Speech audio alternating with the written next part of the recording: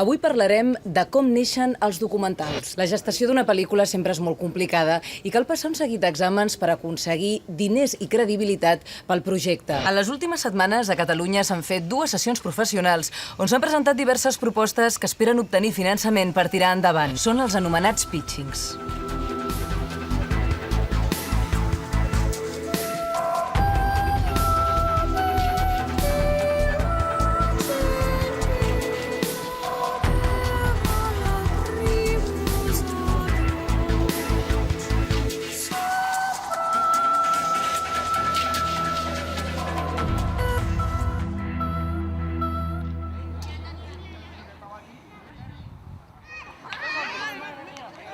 Si hi ha 2 coses ben difícils de separar en el món d'avui, són l'esport i l'espectacle. Ben poques activitats humanes tenen la popularitat que han guanyat aquestes 2. I molt sovint, l'una i l'altra es presten gestos, idees i paraules.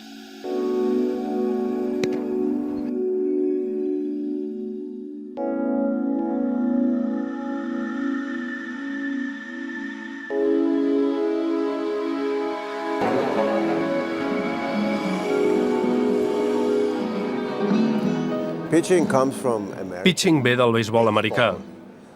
Tires una pilota i esperes que algú l'agafi. En el cas del cinema, el que es llança és una idea.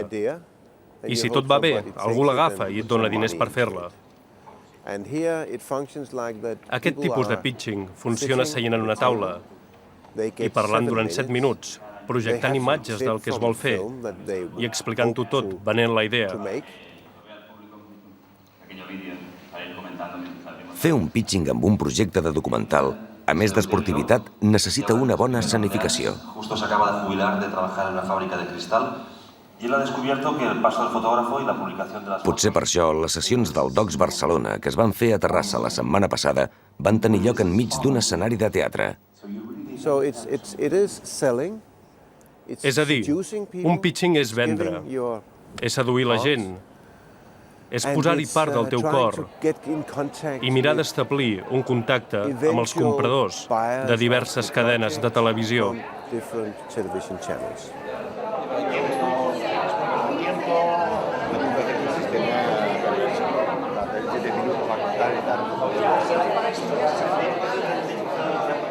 Pitching és una putada, així d'entrada. Amb el pitching se suposa que és per buscar finançament per un documental. Jo no sé si, que evidentment aquesta és la seva funció, no? Però jo penso que també és important, sobretot, per sentir l'opinió d'una gent que en saben molt, no? I que han vist molts documentals, i realment tu vas amb la teva proposta i llavors et dones compte de si pot interessar la teva proposta o no pot interessar i que hi ha altres enfocs que tu no has pensat que potser interessen més a la gent, no? De totes maneres, jo dic que és una putada de pitching perquè tens molt poca estona i sembla que et deixes moltes coses per explicar. Convèncer una audiència de possibles compradors amb un projecte embrionari és un repte amb algunes tàctiques.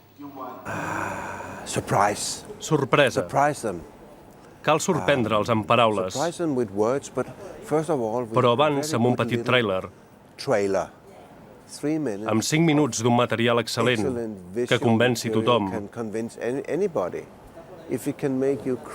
Unes imatges que facin plorar una mica, que facin pensar i que facin creure que allà al davant hi ha uns bons cineastes que poden fer una bona pel·lícula.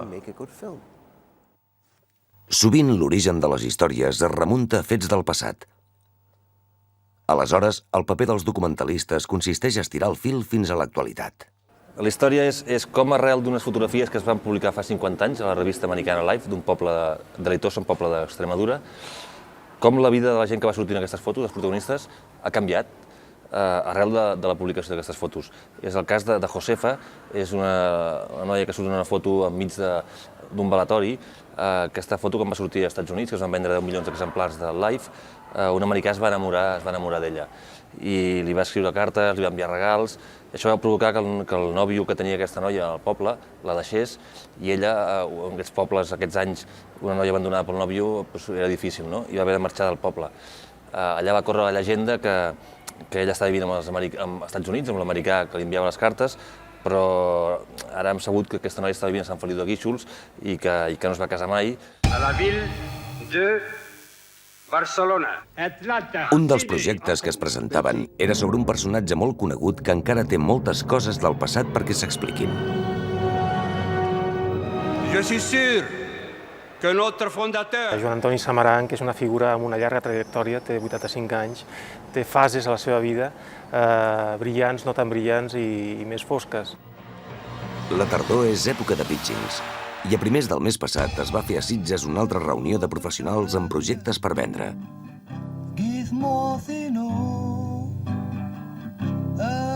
Era el Medimet, un espai obert als documentals sobre cultures mediterrànies com l'Amazigh o berber.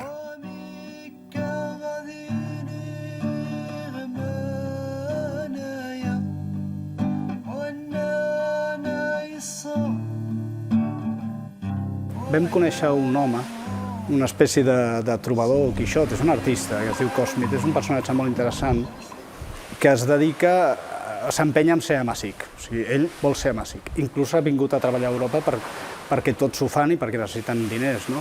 Però ell continua pensant que el que val la pena és ser amazigh i viure a la terra on va néixer. I ell es dedica a recuperar les arrels, sobretot des d'un punt de vista musical. Era de las letras filtrar idioma árabe desde idioma tamazigh de Rif. És una home molt interessant. Aleshores, ell és el que el documental ens porta a través ens dona a conèixer, ens obre les portes d'aquesta cultura amazigh, amb la que convivim molt i que, bueno, doncs, en realitat no coneixem quasi res, ningú, no? En altres casos, la història pot ser originalment molt petita, però tan universal com una maduixa.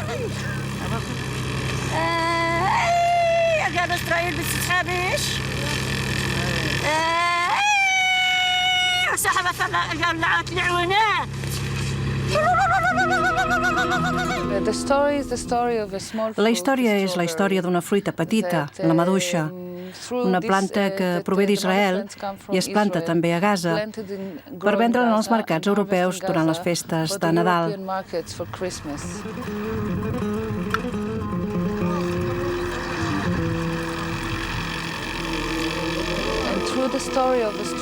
A través de la història d'aquesta petita i fràgil fruita s'aprèn molt sobre el que han de patir els éssers humans, quines dificultats i conflictes hi ha i la relació també entre les persones.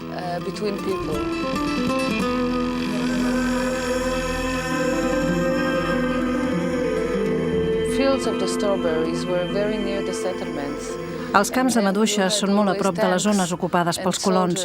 Sempre hi ha tancs i soldats per allà disparant.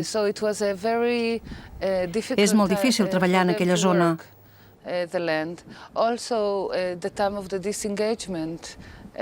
I ara, des que els colons s'han retirat d'algunes, ells treballen a 500 metres d'aquesta zona conflictiva, amb cases enrunades.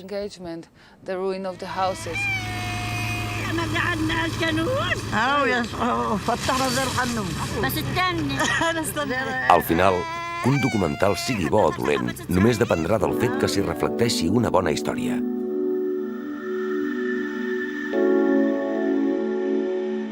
Jo crec que no hi ha només els temes poden ser molt interessants, però si darrere de cada tema interessant hi ha un autor interessant, és molt més fàcil que es vengui.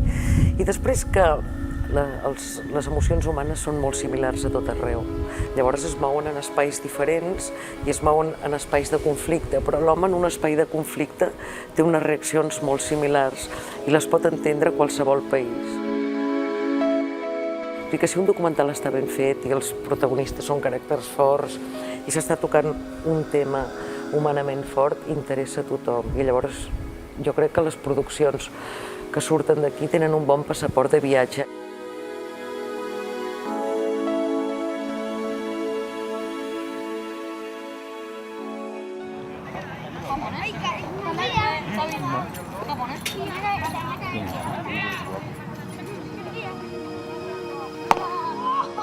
L'esport i els documentals comparteixen la sublimitat dels gestos. A vegades els de la derrota i a vegades la victòria.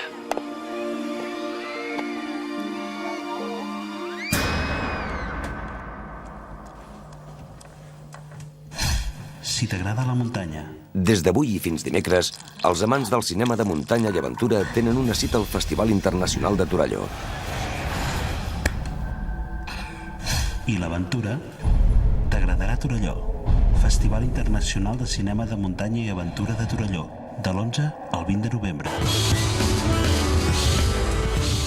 S'hi projecten 34 documentals, la majoria amb protagonistes que afronten grans reptes, com els germans Ziegler i Eneko Bou, que volen escalar 7 parets, cadascuna en un continent diferent.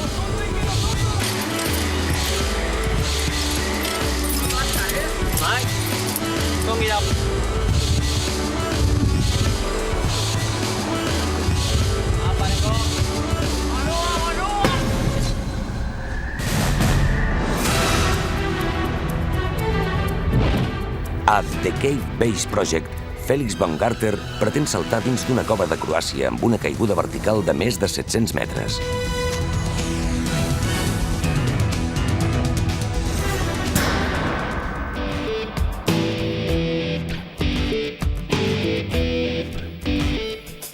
El repte de Marco Siffredi són els descensos arriscats fent surf de neu fins a jugar-se la vida.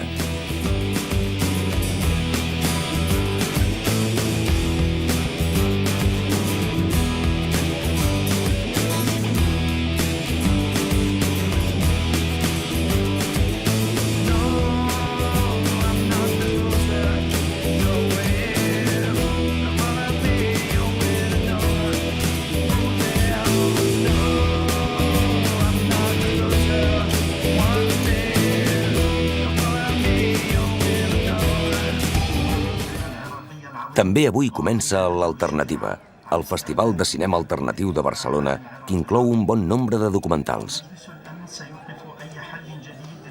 Alguns de coneguts, com Invierno en Bagdad, premiat al passat Festival de Màlaga, en què Javier Corcuera recull el testimoni de la població iraquiana abans i després de la invasió dels Estats Units.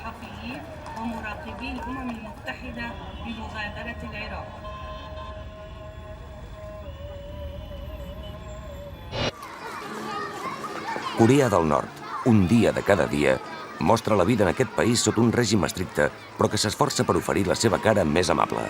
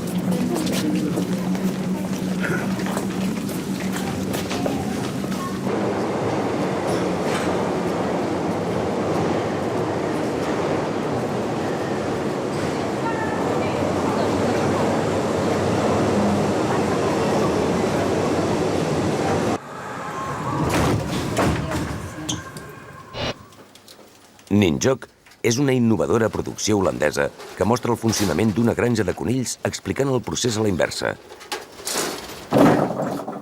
Des de la mort dels conills, passant per com els alimenten fins al naixement.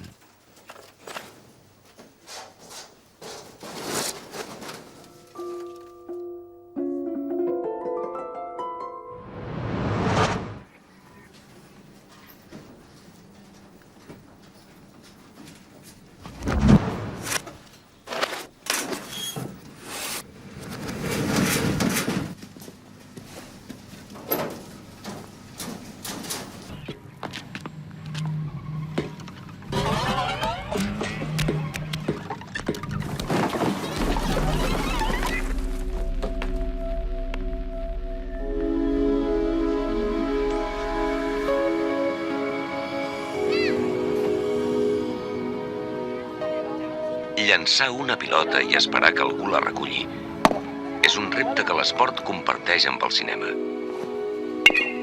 Però mentre que el desig d'assolir l'impossible té la brevetat d'un moment en el terreny de joc, pot arribar a durar molts anys en el món del cinema. De vegades és més fàcil defensar un projecte si neix d'una vivència de l'autor.